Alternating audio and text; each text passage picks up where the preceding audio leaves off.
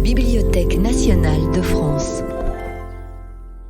Dans le cadre du cycle La philosophie du quotidien consacré cette saison à la croyance, Isabelle Weiss s'interroge sur la place de nos croyances dans nos représentations quotidiennes. Bonjour à tous et à toutes et bienvenue à cette ultime séance consacrée à la croyance. Nous arrivons donc au terme de notre exploration. Cette année, nous avons eu non pas 6 mais 7 séances et nous avons fait des détours fructueux par la psychologie et la sociologie. Mais aujourd'hui, nous recevons une philosophe, c'est elle qui va en quelque sorte conclure le cycle. Il s'agit d'Isabelle Weiss. Je remercie d'avoir accepté notre invitation. Vous êtes professeur en classe préparatoire aux grandes écoles ou au lycée Condorcet. Vous êtes spécialiste de philosophie allemande, notamment Hegel et Gadamer. Donc vous avez publié 2 ouvrages, Expression et spéculation dans l'idéalisme hegelien et Gadamer, une herméneutique philosophique. Vous avez également coécrit avec Denis Perrin un ouvrage intitulé La croyance, publié chez Ellipse. Et le titre de votre conférence d'aujourd'hui est La croyance partout et nulle part. Merci beaucoup, Monsieur Mougenot, pour cette présentation et puis de m'accueillir parmi vous aujourd'hui. Je remercie aussi toute l'assistance. Je vous remercie tous d'être venus pour m'écouter. Je voudrais commencer par justifier le titre qui peut sembler étonnant et surtout qui semble, en réalité, dans les 2 cas, ne réserver aucun espace à la croyance. Ce sont 2 positions extrêmes.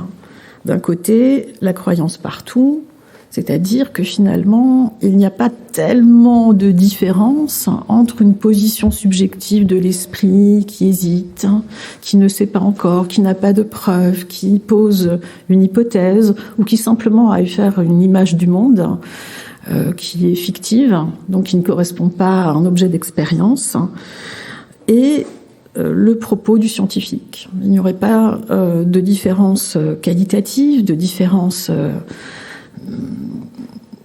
de saut entre les 2 positions, mais simplement une solution de continuité qui va du plus au moins. Ce sera la position de Monsieur David Hume que nous allons explorer en premier lieu. Et puis, de l'autre côté, la croyance nulle part. Cela veut dire qu'en réalité, la croyance, c'est une position immédiate de la pensée, en attente de démonstration, ou c'est une position justement qui n'a pas encore suffisamment évolué, qui n'a pas suffisamment établi sa position pour pouvoir s'affirmer comme vérité. Ou c'est une ignorance qui s'ignore finalement au sein d'un processus dialectique, c'est la position de Monsieur Hegel. Et donc je vais aborder la question de la croyance à partir de ces 2 ressources opposées. Et je privilégie donc pour cet exposé l'angle épistémique, c'est-à-dire la croyance dans le domaine de la connaissance, de la science et de la philosophie, parce que dans le domaine moral, la croyance s'installe plus facilement. C'est ce qu'explique très bien Descartes dans le discours de la méthode. Quand il s'agit de faire des choix dans la vie éthique, de prendre des décisions, nous ne pouvons pas mettre notre vie en stand-by ou en pause et attendre d'avoir une règle d'action bien vérifiée, corroborée par finalement une expérience suffisamment mûre. Il va falloir se décider et donc pour malgré tout agir au mieux quand on ne sait pas ce qu'il faudrait faire, Descartes propose les règles de la morale provisoire. Et finalement la sagesse, c'est ça. C'est que dois-je faire dans une situation donnée pour agir au mieux, sachant que dans la vie éthique, je ne peux pas m'appuyer sur des théorèmes et sur des propositions démontrées. Il va falloir faire au mieux. C'est la position du phronimos d'Aristote. Regardons ces 2 positions l'une après l'autre. D'abord, la croyance est partout, avec Hume. Pour des penseurs donc, qui relèvent de la tradition empiriste, comme c'est le cas de David Hume, qui est un éminent représentant de cette tradition, la relation entre les choses et la relation entre les faits, entre les idées, n'obéit à aucune nécessité. Cela veut dire que cette relation est contingente. Cela veut dire qu'il n'y a rien d'universel à l'intérieur des choses, ni même à l'intérieur du sujet, qui puisse constituer une loi universelle et nécessaire, par quoi la science, en formulant ses lois, pourrait accéder à la certitude. L'expérience, qu'est-ce que c'est? Au sens empiriste du terme, c'est l'ensemble des impressions sensibles. C'est à partir d'elles seulement que nous pouvons former toutes les idées complexes qui en dérivent. Hume montre, dans l'enquête sur l'entendement humain, que les lois de la physique, par exemple, qui sont les lois de l'association des faits, ne reposent pas sur des concepts a priori. Qu'est-ce que c'est qu'un concept a priori? C'est un concept qui est une forme du sujet, c'est la définition qu'en donne Kant. L'a priori, c'est une forme du sujet qui est indépendante de l'expérience, donc qui n'est pas donnée avec l'expérience. Et donc, Hume montre que le concept même de causalité, qui c'est si important en physique, c'est-à-dire que un des grands principes de la physique, c'est ça, c'est dire les mêmes causes produisent les mêmes effets. Je peux mettre en équation ces phénomènes à travers la formulation d'une loi donc qui articule de façon nécessaire deux faits. Eh bien, David Hume dit que le concept de causalité est donné dans l'expérience et non pas dans la raison. On connaît ce jugement très célèbre de Hume qui dit que le soleil se lèvera demain est une proposition que nous ne pouvons pas affirmer avec certitude. Alors, pourquoi ? Parce que Hume, en réalité, est extrêmement rigoureux. Il nous dit que la seule chose dont nous disposons, c'est la répétition de faits. Et jusqu'à présent, nous avons toujours vu le soleil se lever. Et nous avons tendance à fabriquer, à partir de cette répétition, une unité. Nous faisons une synthèse.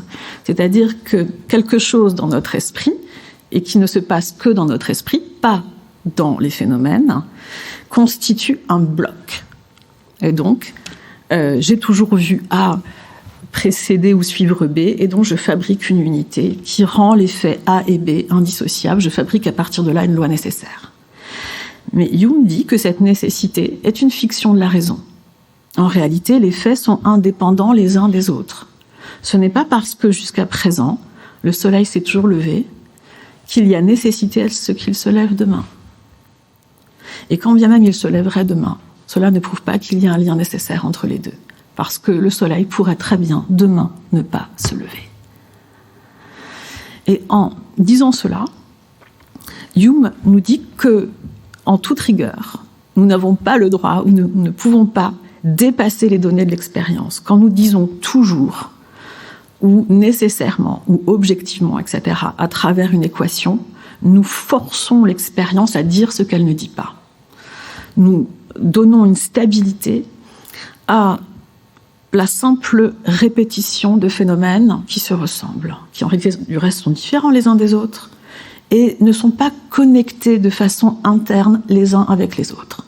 Les faits s'ignorent les uns des autres, ne sont pas reliés entre eux, si ce n'est par notre observation. C'est nous qui voyons cette ressemblance. Et c'est nous qui, donc, par l'habitude, et vous savez à quel point chez Hume ce concept d'habitude est important, c'est nous qui, par l'habitude de voir relier ensemble ces phénomènes, constituons une régularité, et même plus qu'une régularité, une certitude, une vérité, une loi physique. Qu'est-ce qui, justement, n'est pas donné aux yeux de Hume ? Ce qui n'est pas donné, c'est un lien interne, un lien nécessaire entre les faits. S'il y avait, ou s'il était possible, de démontrer l'existence de ce lien interne, cela voudrait dire que la stabilité, l'objectivité, l'universalité qu'on pourrait donc affirmer dépendrait de quelque chose qui n'est pas donné par l'expérience, puisque l'expérience n'est qu'une suite d'impressions qui se suivent et qui ne sont pas reliées les unes aux autres. Donc je reviens à l'hypothèse précédente. S'il était possible d'affirmer un lien interne entre les faits, et donc s'il était possible de poser une proposition vraie, qui donc outrepasse l'expérience, nous serions amenés à récuser la position empiriste et nous serions amenés à affirmer l'existence d'une rationalité qui justifie cette vérité. Une rationalité donnée en dehors de l'expérience. Alors ça s'appelle l'essence ou l'idée platonicienne, le concept a priori kantien, ou l'absolu chez Spinoza, chez Hegel. Donc, chez Hume, on le voit, la très grande généralité, la très grande répétition d'un fait ne constitue jamais une universalité. Donc, pour qu'il y ait universalité, il faudrait encore une fois que s'ajoute à l'expérience quelque chose qui n'en dépend pas. Quelque chose qui ne dépend pas de l'expérience, c'est quelque chose justement qui vaut en soi, qui a une véritable objectivité. Cette objectivité dépend de quelque chose d'inconditionné, c'est-à-dire de quelque chose qui ne dépend pas d'une donation dans l'espace et le temps. Vous voyez ainsi de quelle façon le spectre, ou en tout cas la figure de l'absolu métaphysique se dessine derrière cette rationalité immanente. Donc, quoi qu'il en soit, chez Hume, une proposition est vraie, ou en tout cas peut être admise, aussi longtemps qu'elle n'a pas rencontré de contre-exemple. Le contre-exemple est toujours possible, et quand bien même on n'en rencontrerait pas, quand bien même on n'en rencontrerait jamais, rien ne permet de dire que tel fait devra suivre nécessairement de tel autre. C'est pourquoi, pour Hume, le passage de la cause à l'effet est fondé sur une simple croyance. La liaison entre les phénomènes est produite au niveau de l'imagination, donc dans le sujet percevant, simplement par habitude. La croyance, donc, est, si vous voulez, le ciment qui vient articuler des faits qui restent indépendants l'un de l'autre. Dans le traité de la nature humaine, Hume va s'intéresser tout particulièrement à cette question, qui est évidemment centrale dans sa philosophie. Je renvoie en particulier aux sections 4 à 10 du chapitre 3 de la première partie, consacrée à l'entendement, où il est question précisément du passage de la cause à l'effet dans nos raisonnements. Et ce que montre Hume, c'est qu'il y a une forme d'objectivité tout de même à laquelle on doit chaque fois ramener nos jugements, qui est le contact avec l'expérience. Et il le montre, par exemple, dans ce passage, je voudrais citer rapidement. Pour en donner un exemple, nous pouvons choisir un point quelconque d'histoire et examiner quelles raisons nous avons d'y croire ou de le rejeter. Ainsi, nous croyons que César fut tué au Sénat aux îles de Mars, et cela parce que ce fait est établi sur le témoignage unanime des historiens qui s'accordent pour assigner à cet événement ce lieu et ce moment précis. Nous nous souvenons en outre que ces caractères ont servi comme signe de certaines idées, et ces idées se trouvaient dans l'esprit de témoins immédiats de l'action, qui les reçurent directement de son existence, ou bien furent tirés du témoignage d'autres hommes, ce témoignage l'étant à son tour d'un autre, jusqu'à ce que, par une gradation manifeste, nous parvenions aux témoins oculaires et aux spectateurs de l'événement. Il est évident que toute cette chaîne d'arguments, toute cette connexion de cause à effet, se fonde d'abord sur les caractères et les lettres que l'on voit, ou dont on se souvient, et que sans l'autorité de la mémoire ou des sens, tout notre raisonnement serait chimérique et dénué de fondement. Alors, je voudrais bien qu'on garde en tête ensemble ce concept d'autorité qui vient de surgir dans le propos de Hume. Ce que nous dit Hume ici, c'est que finalement toute idée est une impression dérivée, une impression seconde. Une impression est plus fiable si elle est au plus près dans l'espace et le temps de l'objet, c'est-à-dire qu'elle se rapporte, qu'elle est davantage donc au contact de l'objet, qu'elle se rapporte plus précisément à l'objet. Cela veut dire que nous allons pouvoir nous intéresser à un deuxième aspect de la théorie de la connaissance de Hume et de sa réflexion sur la croyance et l'habitude, sous un angle que je dirais plus vertical. Horizontalement, si l'on veut, nous avons posé que le rapport entre les faits et entre les idées était contingent. Maintenant, regardons ce qu'il en est de notre relation en tant que sujet à l'objet dans l'impression. Et cette relation est frappée, elle aussi, de contingence chez Hume. Qu'est-ce qui s'ensuit ? Il s'ensuit quelque chose de tout à fait étonnant et en un certain sens déconcertant, c'est qu'il y a une solution de continuité entre précisément la position de l'esprit face à une fiction et l'expérience la plus crédible que je peux avoir de ce gobelet là devant moi, au moment où je vous parle. C'est déconcertant et en même temps stimulant parce que cela permet de comprendre quantité de phénomènes de manipulation, d'idéologisation de la pensée, c'est-à-dire quand on confond une position partisane qui sert des intérêts particuliers au détriment de l'intérêt général, mais qui, malgré tout, se prétend à vocation universelle, c'est le sens péjoratif de l'idéologie. Les phénomènes de manipulation consistent là aussi à substituer à l'intérêt que l'on peut justement servir vis-à-vis d'autrui avec un intérêt tout à fait personnel et étroit. Donc, comment se fait-il finalement que nous puissions adhérer à des idées qui finalement nous desservent ? Comment pouvons-nous finalement prendre une fiction pour une réalité ? Comment pouvons-nous en venir à ne plus voir ce que nous avons sous les yeux, à voir autre chose que ce que nous avons sous les yeux ? C'est-à-dire qu'on a affaire avec certains phénomènes de croyance, d'idéologisation, à proprement parler, à des phénomènes hallucinatoires. C'est-à-dire on ne voit plus le réel tel qu'il est objectivement, c'est-à-dire qu'on passe outre les données de l'expérience. Donc, Hume est très attentif à quantité de critères, de paramètres qui permettent justement de comprendre cette solution de continuité et en même temps l'élasticité de cette relation. C'est-à-dire qu'on va s'éloigner de l'impression, y revenir par degré, non pas par saut. C'est ce qui fait donc que l'impression n'aura pas du tout la même force, la même intensité en fonction du délai, du temps qui me sépare de mon impression.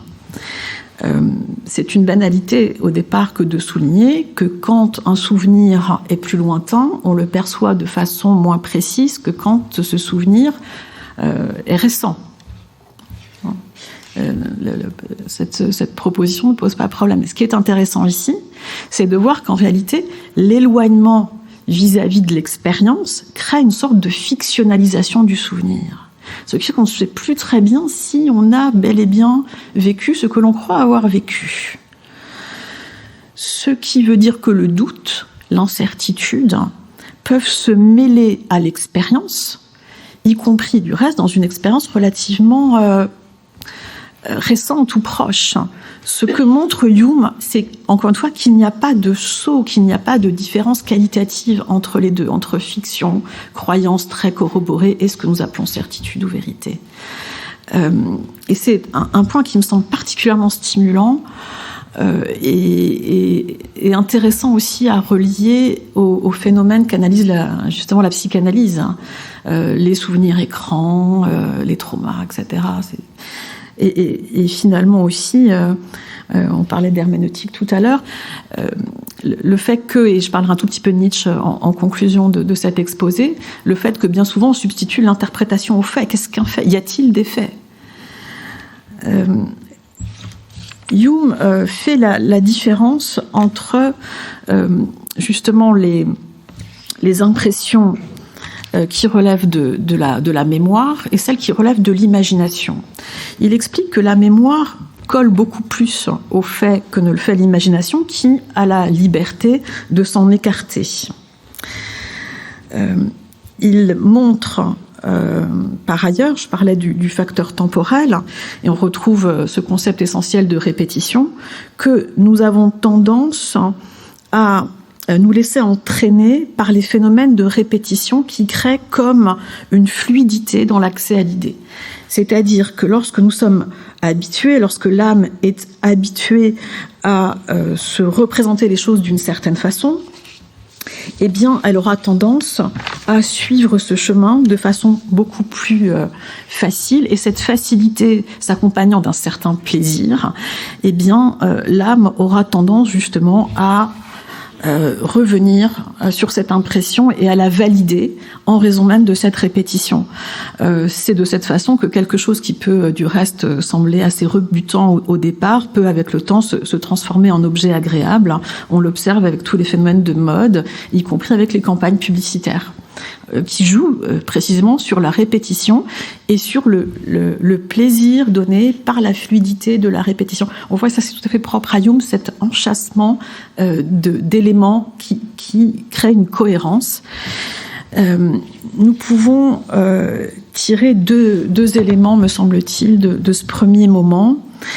Avant d'opérer un virage, et le virage sera très puissant parce qu'on va entrer dans une toute autre galaxie avec Hegel. Premièrement, nous observons qu'un procédé de lissage donne le sentiment d'une conjonction constante entre des phénomènes, et ce procédé de lissage ramène donc à l'unité libellée dans un principe ou dans une loi, des phénomènes qui en réalité ne sont articulés que par l'exercice du sujet, et cela sous la forme de l'habitude. Deuxième point, il existe une proximité entre l'expérience d'un objet réel et l'expérience d'un objet fictif. Allons plus loin pour clarifier peut-être davantage cette deuxième idée. Ce que montre Hume, c'est que l'expérience d'un objet réellement existant et d'un objet fictif produisent les mêmes effets sur nous. Il me semble que nous en avons tous fait l'expérience au cinéma ou à la lecture de romans. Finalement, que l'idée que nous ayons en tête corresponde à un objet qui a réellement existé ou non, la description des faits, la vision, l'expérience de ce qui est décrit produira en nous les mêmes affects et nous ressentirons la situation exactement de la même façon. Là aussi, de façon pragmatique, puisqu'il est question des effets, nous voyons bien de quelle façon on peut glisser insensiblement de l'expérience d'un fait réel à l'expérience d'un fait fictif. Et ceci est confirmé encore par le fait que, comme l'explique David Hume, nous avons toujours besoin, face à un récit de fiction, que ce qui est décrit reste tout de même vraisemblable. Et vous vous souvenez, tout à l'heure, je parlais d'autorité, on va parler d'accréditation et de discréditation tout à l'heure. Finalement, pour que l'imagination, donc cette faculté de la fiction, de la fancy en anglais, en fait, par distinction avec l'imagination, qui est l'imagination comme faculté plus générale de production d'images, cette fantaisie, cette capacité à produire justement des images fictives, nous procure un plaisir accru lorsque, encore une fois, nous pouvons croire en ce que nous voyons suffisamment. Lorsqu'il y a un discrédit total, lorsque la chose est totalement invraisemblable, il y a comme une rupture d'adhésion. On n'entre plus dans le récit, on ne partage plus le récit de la même manière. Donc, ça c'est quelque chose aussi que montre admirablement Merleau-Ponty. Quand nous lisons un roman, par exemple, nous avons besoin de nous installer dans le monde de l'auteur et justement de suivre l'histoire comme si précisément tout cela avait lieu au moment même où nous la découvrons. Donc, je reviens à cette idée de plaisir qui est liée à la vraisemblance. Et c'est ce qui fait que en même temps, en retour, même ce qui est vrai, même ce qui a eu lieu, même ce qui bénéficie de témoignages nombreux, convergents, peut toujours être discrédité. C'est-à-dire finalement considéré comme un récit qui repose sur une impression qui ne correspond pas tout à fait à ce qui a eu lieu. Donc,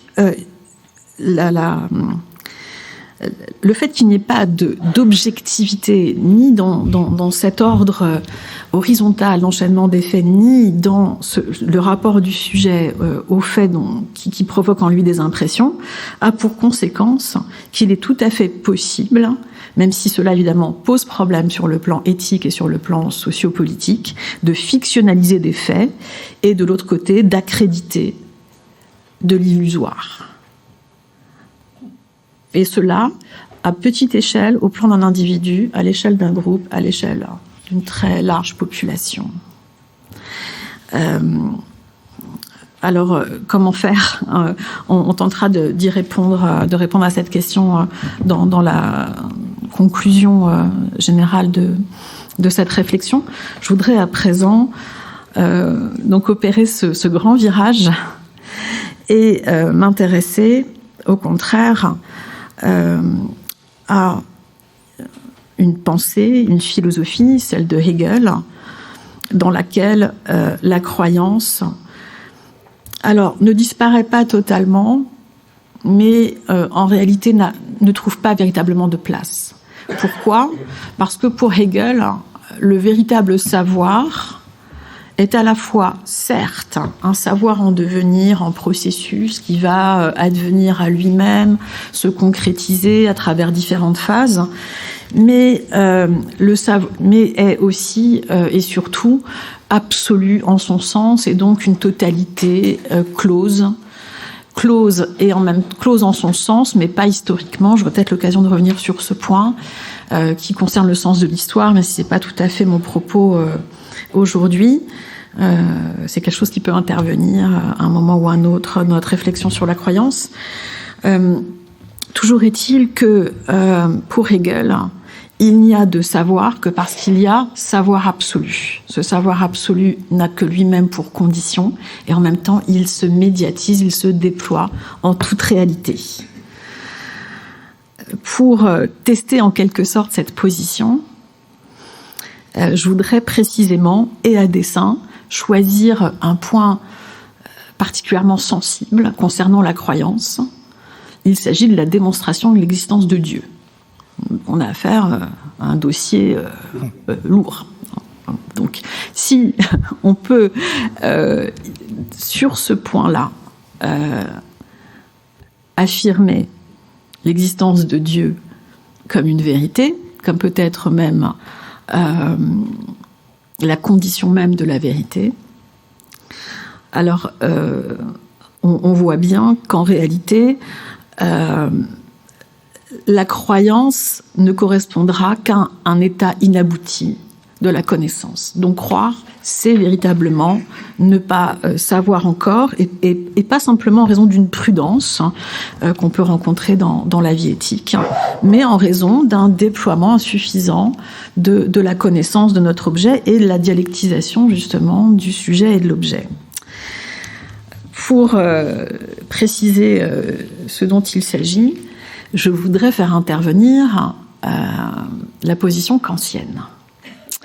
Kant qui a la réputation d'avoir été en quelque sorte le fossoyeur de la métaphysique.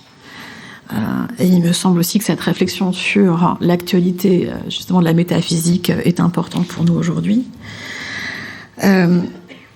Les empiristes et les rationalistes, tous les philosophes sont d'accord sur un point. Si l'on s'en tient à l'expérience, on ne peut pas démontrer avec certitude la vérité d'une proposition. Donc, s'il y a vérité, c'est qu'il y a plus ou autre chose que l'expérience. Les empiristes disent il n'y a rien en dehors de l'expérience. Les rationalistes disent il y a des choses. Il y a les concepts appris. Alors, Kant est un idéaliste, donc je le sépare des rationalistes, mais je vais privilégier ici la position hegelienne, qui critique justement Kant et l'empirisme en même temps. Pourquoi ? Parce que quand bien même Kant, précisément dans la critique de la raison pure, affirme l'existence de concepts a priori, il ne reconnaît pas pour autant l'existence de l'absolu. Donc nous allons observer ce point de désaccord, ce différend, précisément autour de la preuve qu'on qualifie d'ontologique à partir du XVIIe siècle. C'est la preuve a priori de l'existence de Dieu. Alors je vais en rappeler rapidement la teneur. Qu'est-ce que c'est que cette preuve a priori de l'existence de Dieu ? Elle a été présentée notamment par saint Anselme. Elle a été du reste critiquée dès cette époque, mais la preuve a priori consiste à dire que l'on peut déduire l'existence de Dieu de sa simple essence. Qu'est-ce que c'est que l'essence de Dieu ? Ce sont l'ensemble des propriétés associées à Dieu, parmi lesquelles il y aurait donc l'existence nécessaire. Cela veut dire que le concept même de Dieu, sa définition, contient la nécessité d'être. Alors, je voudrais préciser une chose dès maintenant qui me semble très importante, parce que je parle de preuve de l'existence de Dieu et je parle aussi de l'absolu, de l'infini, de l'universel, existant en acte. Donc, il faut que je précise quelque chose par rapport à cela. Le Dieu dont on parle ici, c'est un Dieu de philosophe. C'est un Dieu indépendant des religions particulières qui relèvent d'affaires humaines. Donc le terme de Dieu ici renvoie à la possibilité de l'existence en acte de l'universel ou de l'infini, de l'éternité, de l'inconditionné, de l'en-soi. C'est ça. Bien, donc... Et la métaphysique, justement, est ce domaine du savoir qui considère que l'absolu est la condition de la connaissance. Donc, Kant s'oppose à cette démonstration.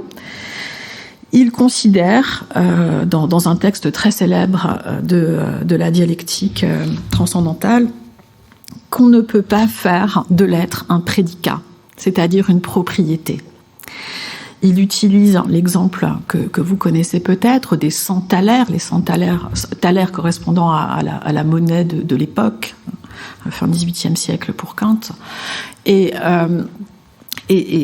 Kant dit qu'on ne peut pas prédiquer l'être, c'est-à-dire qu'on ne peut pas faire de l'existence elle-même la propriété d'un concept.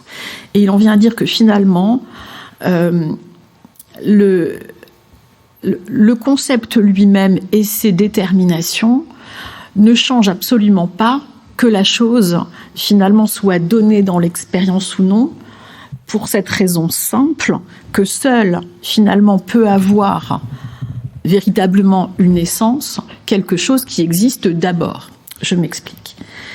Kant dit que, finalement, entre 100 thalers, ou 100 euros, si vous préférez, réels, et 100 thalers en imagination, donc possible, il n'y a pas de différence.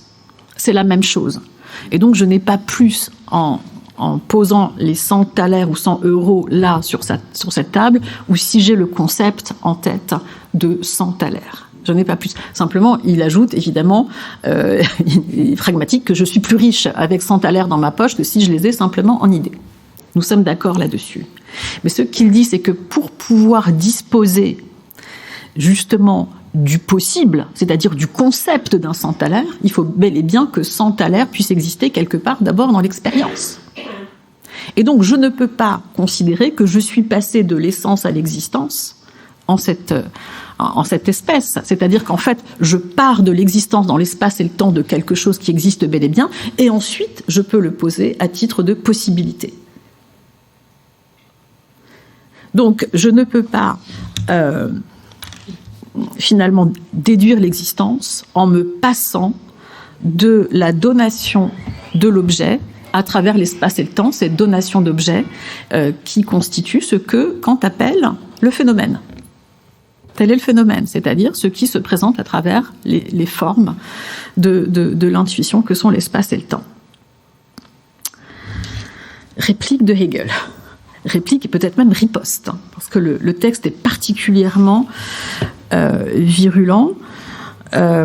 C'est un texte que l'on trouve dans le paragraphe 51 du concept préliminaire. Le concept préliminaire, c'est un texte tout à fait intéressant de Hegel dans l'encyclopédie des sciences philosophiques, dans le premier volume consacré à la logique, où il s'intéresse à 3 grandes positions de l'esprit face à l'objectivité. La position la plus naïve, la plus immédiate, d'abord, du sens commun, ensuite l'empirisme et le kantisme ensemble, et troisièmement, la position fidéiste de Jacobi. Donc, voyons ce que réplique Hegel. Je vais citer une partie de la remarque du paragraphe 51. Hegel écrit « Rien ne peut être aussi évident que l'idée de quelque chose dont j'ai une pensée ou une représentation, en tant qu'elle n'est pas encore l'effectif pour autant. La pensée que la représentation ou encore le concept ne suffisent pas pour donner l'être.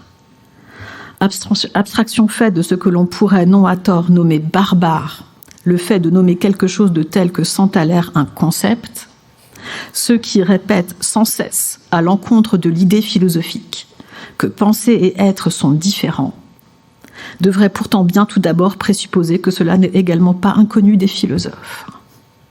Vous voyez ici que le ton de Hegel est assez ironique. En gros, il dit que on ne doute pas du fait qu'il ne suffit pas de penser à quelque chose pour faire exister cette chose.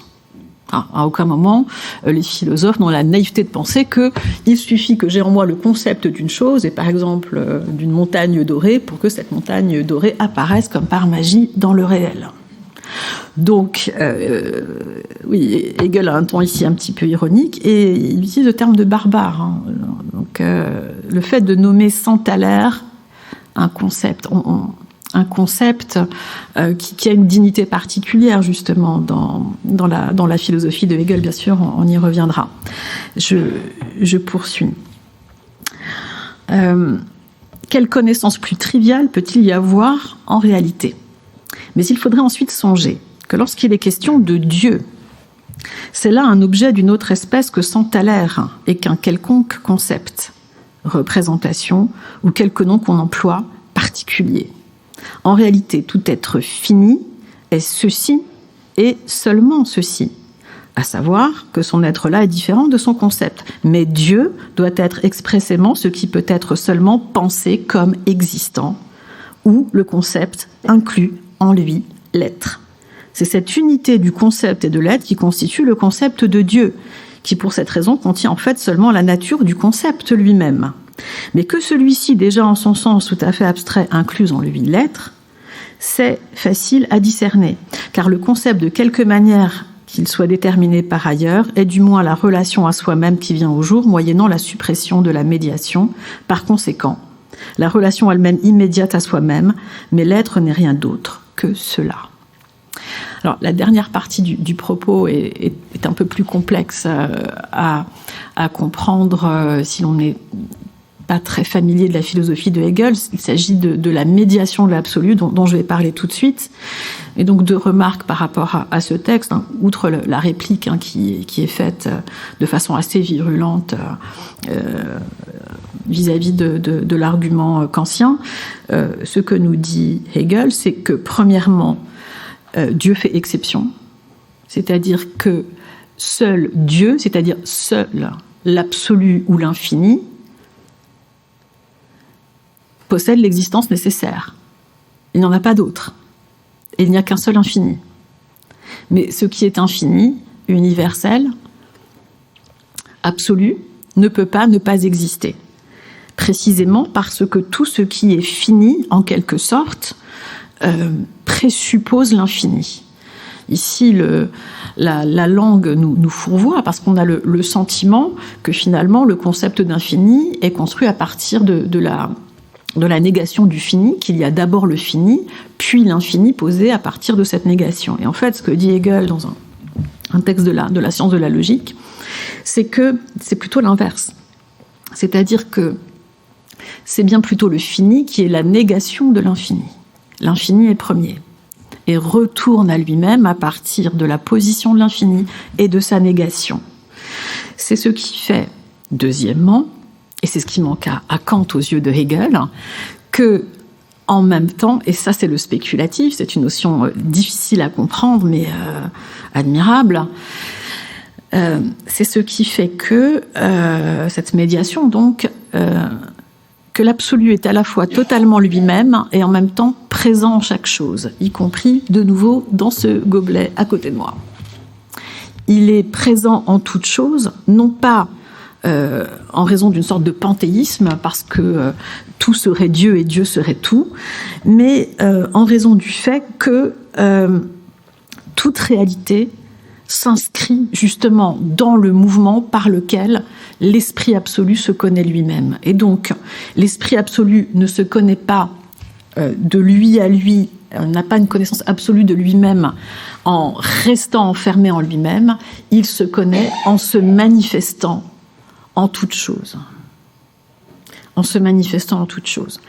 Et c'est la raison pour laquelle, contrairement à une optique plus empiriste, évidemment, on ne peut pas dire qu'une chose, et on ne peut pas dire que l'esprit absolu soit rationnel parce qu'il se manifeste.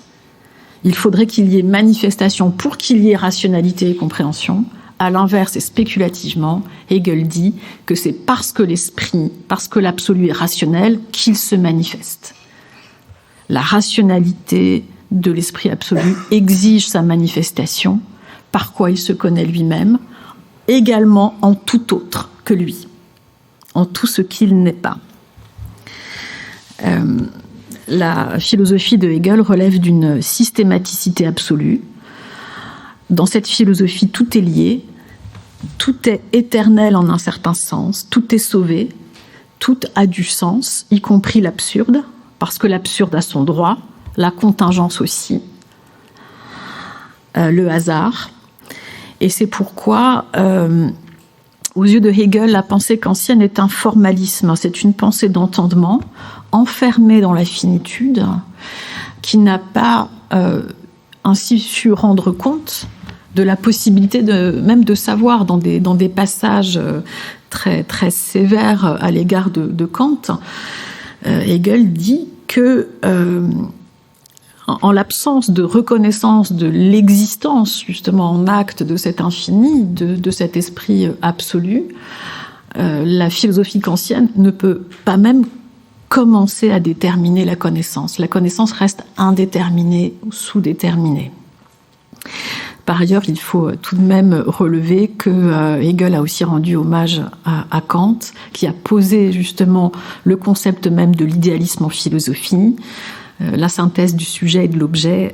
Donc, il ne faut pas non plus négliger cet aspect-là.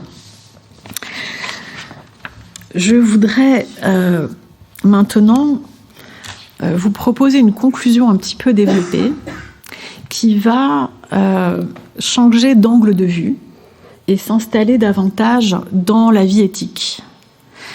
Bien que les deux penseurs que nous venons de rencontrer aient posé, quant à la croyance, des éléments logiques qui, on l'a bien compris, ont des conséquences considérables sur le plan sociopolitique et sur le plan éthique. Et c'est ce qui me semble tout à fait intéressant aussi dans cette notion de croyance, c'est qu'on travaille sur des questions épistémiques, on travaille sur des questions qui relèvent de la philosophie de la connaissance, et on se rend compte à quel point l'éthique est une logique, ou la logique est déjà une éthique. Et donc pour terminer, de façon un petit peu développée, dans une conclusion un peu longue, pas trop longue quand même, je voudrais souligner deux aspects dans la croyance qui peuvent poser des problèmes importants sur le plan moral, sur le plan affectif aussi. Parce que précisément dans le domaine moral, nous avons affaire à une sous-démonstrativité, on l'a vu tout à l'heure, mais nous sommes confrontés en même temps à des enjeux beaucoup plus sensibles dans les choix qui se présentent à nous. Ce qui m'intéresse dans le processus moral et social d'adhésion, de la croyance comme adhésion, c'est précisément, premièrement au sens propre, un phénomène de glu, un phénomène de colle. C'est-à-dire que lorsqu'on croit en quelque chose, nous coïncidons finalement avec l'émotion ou la passion qui s'empare de notre esprit, et nous avons parfois du mal à décoller justement la croyance de notre esprit, quand bien même notre entendement nous montrerait que nous nous fourvoyons, que nous sommes dans l'illusion, l'erreur. Ça, c'est le premier aspect. Et le deuxième aspect, c'est l'autorité, le crédit qui accompagne la croyance. Examinons rapidement ces deux positions. Et en même temps, j'aimerais suggérer, proposer des antidotes face à cette difficulté. Et évidemment, il s'agit premièrement de lever l'adhésion et donc d'opérer ce décollement, et deuxièmement d'opérer une discréditation. Donc, en ce qui concerne la levée d'adhésion, j'aimerais m'appuyer sur un texte assez connu de Nietzsche qu'on trouve dans le Gai Savoir, qui s'intitule « Dans quel sens nous aussi sommes encore pieux ?» Ce texte se trouve donc dans la 5e partie du Gai Savoir, c'est le paragraphe 344. Et dans ce paragraphe, Nietzsche oppose en gros deux types de croyances. Il y a, premièrement, nous dit-il, la croyance conviction, et deuxièmement, la croyance hypothèse. La croyance conviction, c'est précisément celle dans laquelle nous sommes comme figés, sidérés, face à quelque chose qui emporte notre adhésion et nous emporte totalement, exactement comme une mouche finalement colle la toile d'araignée dans laquelle elle est prise. On est saisi, on est englué, on est pris dans la croyance, et soit on ne parvient pas à repérer la croyance en tant que telle, que nous prenons pour une vérité, soit nous voyons bien que nous sommes gênés par finalement cette glu, et nous ne parvenons pas justement à nous en détacher. Soit, donc, deuxièmement, la croyance fonctionne comme une hypothèse, et qu'est-ce qui caractérise justement cette position de l'esprit? C'est la distance. Et ce que je trouve intéressant ici, dans le propos de Nietzsche, qui répond bien finalement à certains aspects de la problématique humienne, c'est que justement, il est important de penser la croyance aussi en termes de quantité, en termes d'espace-temps. Et il y a là la possibilité justement d'une sortie d'aliénation. Il est important finalement de faire de ce fonctionnement de la croyance une opportunité pour gagner en puissance et en liberté. Et donc maintenir vive l'idée que nous pouvons ne pas adhérer à une proposition ou à une idée, parce qu'elle nous est hostile, parce qu'elle nous manipule, ou parce que finalement elle nous égare d'une façon ou d'une autre. C'était justement ce que les sceptiques appelaient et appellent l'époquet, c'est-à-dire la possibilité de suspendre son jugement. C'est un acte qu'on retrouve du reste aussi dans un autre contexte chez Descartes, on le sait bien. Et donc, il est rationnel, il est prudent de maintenir en nous cette capacité à mettre entre parenthèses une position ou un attachement, et donc à retenir le geste d'adhésion, le geste de suture finalement entre les bords. Deuxièmement, ou deuxième antidote, le phénomène de discréditation ou le suspens d'accréditation, parce que, encore une fois, la croyance aliénante repose bien souvent sur le fait que nous offrons, nous accordons un certain crédit, une certaine autorité à un individu ou à une instance qui utilise cette autorité, consciente d'elle-même ou non, pour abuser d'une certaine crédulité. Contre cette crédulité, Hume nous invitait à retourner aux faits, à revenir aux faits, à reprendre contact avec l'impression première. Et donc, finalement, aucune parole ne peut nous toucher si nous sommes certains, ou si même nous considérons que le discours porté par tel individu ou telle institution repose finalement sur une autorité illégitime. Si finalement un discours nous touche, nous malmène, quand bien même nous savons qu'il est erroné, si ce discours nous touche, c'est parce que nous-mêmes, nous accordons une certaine autorité, un certain crédit à l'instance qui émet ce discours.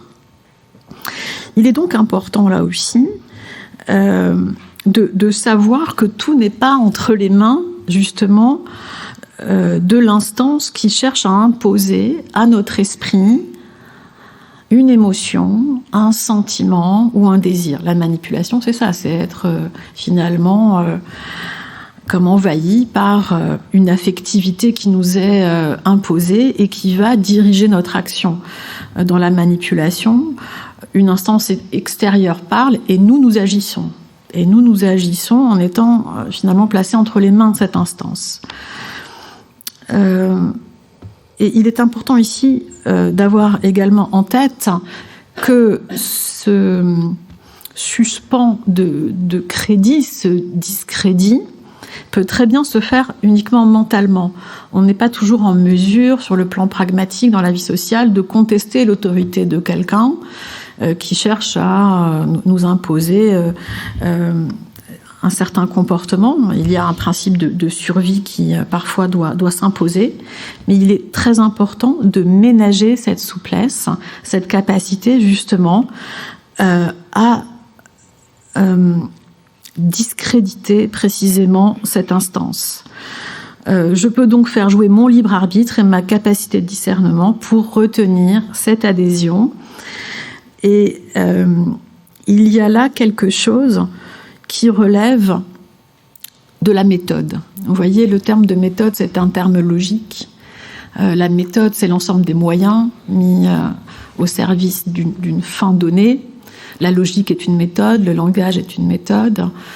Et finalement, la phronésis dont je parlais tout à l'heure avec Aristote, c'est-à-dire finalement la prudence, la sagesse, l'ensemble des choses qu'il est bon de connaître pour bien agir, tout cela repose en même temps sur quelque chose qui relève de la méthode. Donc, d'un certain savoir-faire ou savoir-être, il y a donc une certaine rigueur méthodologique sur le plan éthique que l'on peut développer et qui prend en compte justement ces aspects psychologiques et qui permettent justement de renforcer la liberté individuelle, collective aussi.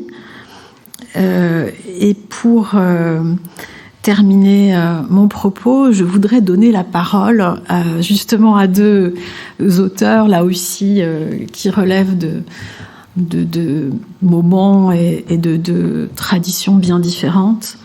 Nietzsche, justement, avec un extrait du paragraphe 344, et Spinoza. Nietzsche, donc, pour commencer, dans le Gai Savoir. Mais l'on aura déjà compris à quoi j'en veux venir, à savoir que c'est encore et toujours une croyance métaphysique sur quoi repose notre croyance en la science.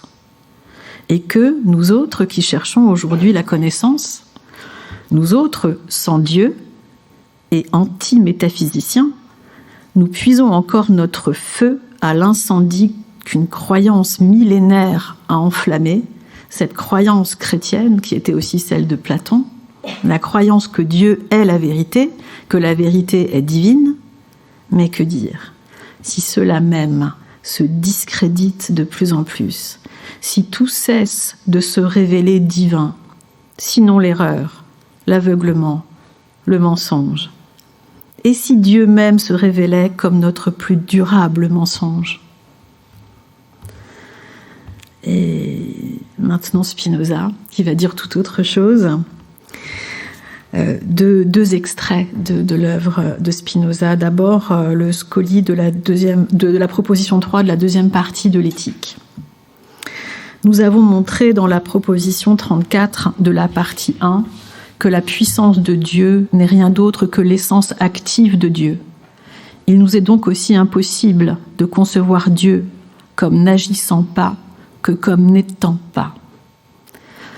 Cette puissance que le vulgaire attribue à Dieu par fiction, non seulement est celle d'un homme, ce qui fait voir que le vulgaire conçoit Dieu comme un homme ou pareil à un homme, mais enveloppe aussi l'impuissance.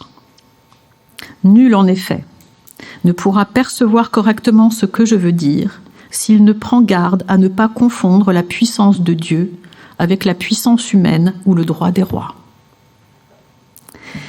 Et enfin, dans la 5e partie de l'éthique, un extrait de la démonstration de la proposition 42.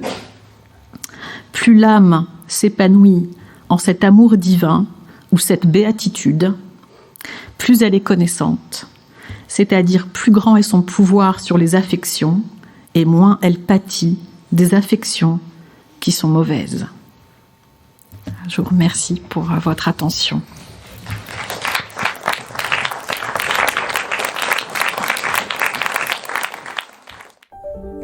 Vous venez d'écouter un podcast de la Bibliothèque nationale de France. Retrouvez les conférences, rencontres et créations de la BNF sur toutes les plateformes de podcast ainsi que sur le site bnf.fr.